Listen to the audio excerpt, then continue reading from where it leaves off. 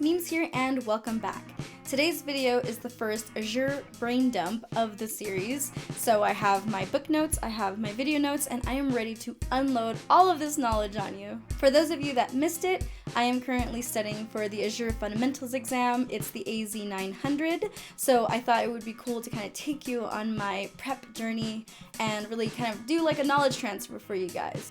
So how this works is I'm going to study for a full week. At the end of that week, I'm going to go through all my notes, kind of brain dumping on camera every single thing that was covered in that chapter, and that's going to be the brain dump. This video is chapter 1. It's basically an intro to what Microsoft Azure is, what is cloud computing, what are the exam requirements, so all that good fun we're going to discuss today. Before I get started, if you like my channel and you like the content that I produce, please consider subscribing, give me a like, give me a comment. I love chatting with you guys, and consider following me on social media. I'm on Instagram, Facebook, and Twitter. The handle is Mimz Tech Group. And with all that said, let's get started.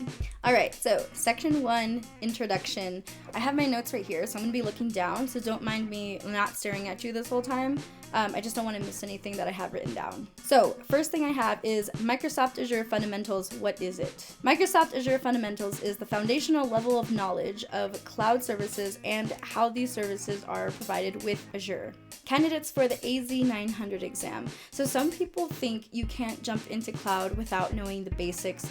That's not so, because a candidate for the AZ-900 exam is non-technical background people. So if you're not in IT but you're considering changing your career, or if you're just fresh out of college but didn't go into tech and you're considering going into tech, you don't have to start from the basics. You can start right here at Cloud AZ-900. All right, so non-technical background people.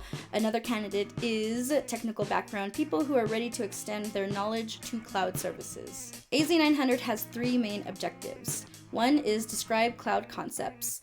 2 is describe Azure architecture and services, and 3 is describe Azure management and governance requirements. All right, next is what is cloud, besides it being a big buzzword. Cloud computing gives customers the ability to rent computing resources easily and quickly using Azure, GCP, which is Google's cloud, and AWS, which is obviously Amazon, to rent resources by the hour instead of purchasing them fully. Next, we're talking about computer resources that are available in Azure, and we are discussing 6 in this intro. 1 is Windows and Linux servers. 2 is unlimited file storage. 3 is databases, and there are different vendors that are built into Azure. 4 is message queues.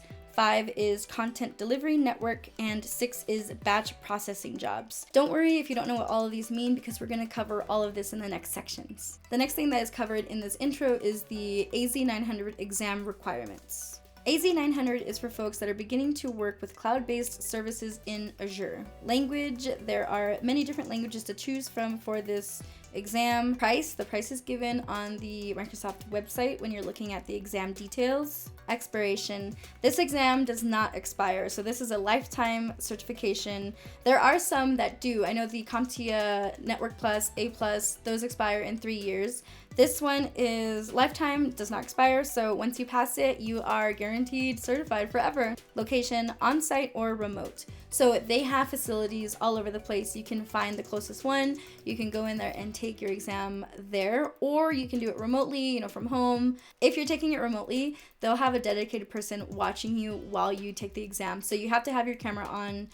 Before the exam, they'll have you kind of like scope out your desk to make sure that you're not cheating.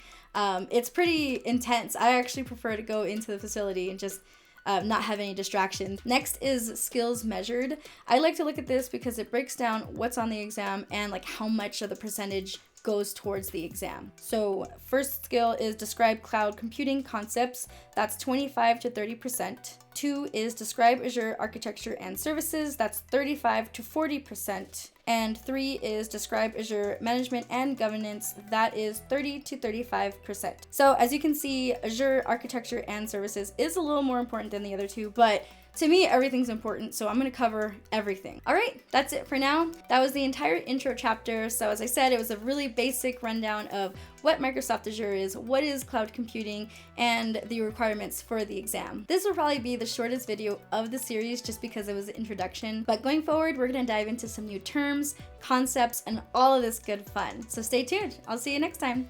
Bye!